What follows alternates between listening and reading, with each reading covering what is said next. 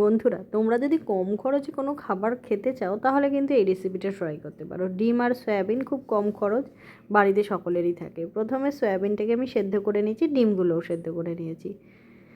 এর জন্য নিয়েছি কটা রসুন, কাঁচা লঙ্কা, টমেটো, ধনেপাতা, আলু আর পেঁয়াজ। ব্যাস, এই দিয়ে খুব সহজেই রান্নাটা সারবো। ভিডিও ভালো লাগলে লাইক শেয়ার করে একটু পাশে থেকো। প্রথমে কড়াইতে সামান্য পরিমাণ সর্ষের তেল দিয়ে তেলটা ভালোভাবে গরম করে নিয়েছি। তারপর তাতে নুন আর হলুদ দিয়ে দিলাম। দিয়ে একটু গরম হলেই আমি সেদ্ধ করা ডিমগুলো দিয়ে ভালোভাবে ভেজে নিচ্ছি। একটা জিনিস দেখানো হয়নি, সেটা হচ্ছে ডিমগুলো একটু একটা ছুরি দিয়ে একটু গাটা চিড়ে চিড়ে দিও, তাহলে ডিমের ভেতরে নুন ঢুকবে। ভেজে নেওয়ার পরে সেই তেলেই আমি সয়াবিনগুলো দিয়ে দিচ্ছি, দিয়ে সয়াবিনটাও ভালোভাবে ভেজে নেব। এই সয়াবিনটা ভেজে নিলে দেখবে খেতে কিন্তু বেশ ভালো লাগে। দেখো, সয়াবিনটা ভালোভাবে ভেজে নিচ্ছি। আবারও বলছি, ভিডিও ভালো লাগলে লাইক শেয়ার করে একটু পাশে থেকো। সাবস্ক্রাইব করতে কিন্তু ভুলো না।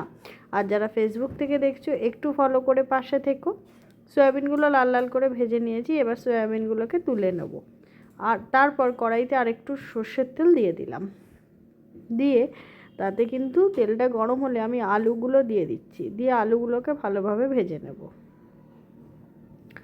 আলুটা যত ভাজবে তার স্বাদ কিন্তু তত বাড়বে।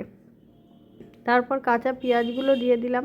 পেঁয়াজ, কাঁচা লঙ্কা, টমেটো সব দিয়ে ভালোভাবে ভাজতে থাকবো। এগুলো ভালোভাবে ভেজে নিলে কিন্তু তোমার স্বাদ বেশি ভালো আসবে। খুব ভালোভাবে কিন্তু এই সবজিগুলোকে তোমার ভেজে নিতে হবে। দেখো, ভালোভাবে এগুলো ভেজে নিচ্ছি।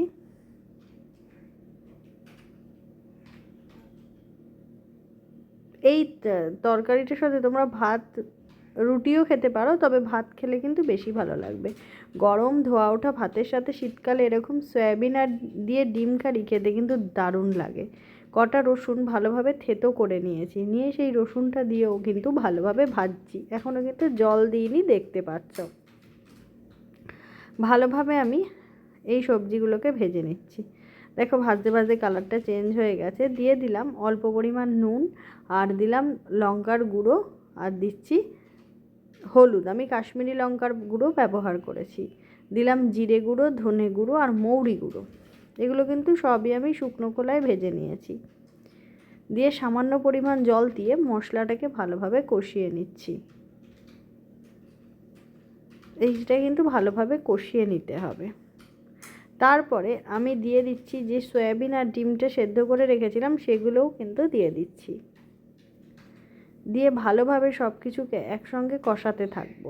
এবার আমি কেটে রাখা ধনে পাতাগুলোও কিন্তু দিয়ে দিচ্ছি। দিয়ে আমি ভালোভাবে এটা কষাবো।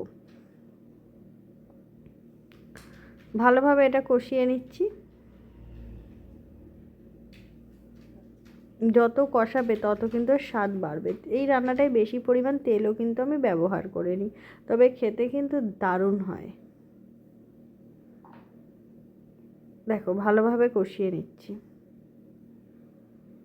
দেখো, কালারটা কি সুন্দর এসছে, তাই না? এবার আমি পরিমাণ মতন জল দিয়ে দিচ্ছি। তোমরা যে যতটা জল খাবে ততটা দিও, মানে ঝোল খাবে ততটা জল দিও। আমি একটু কষা কষা খাবো, তাই ঝোলটা একটু অল্প পরিমাণে দিলাম। মশলাগুলোকে চারিধার দিয়ে কাচিয়ে দিচ্ছি। এবার ঢাকা চাপা দিয়ে এটাকে সেদ্ধ হতে দিয়েছি। সেদ্ধ হয়ে গেছে। দেখো কি সুন্দর দেখতে হয়েছে। এটা ভাপেই রেখে দিয়েছিলাম।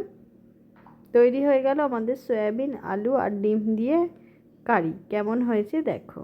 দেখো, কি দেখে লোভ লাগছে তো? ভিডিও ভালো লাগলে লাইক শেয়ার করে একটু পাশে দেখো। নতুন কোনো রেসিপি দেখতে চাইলে কমেন্ট করো।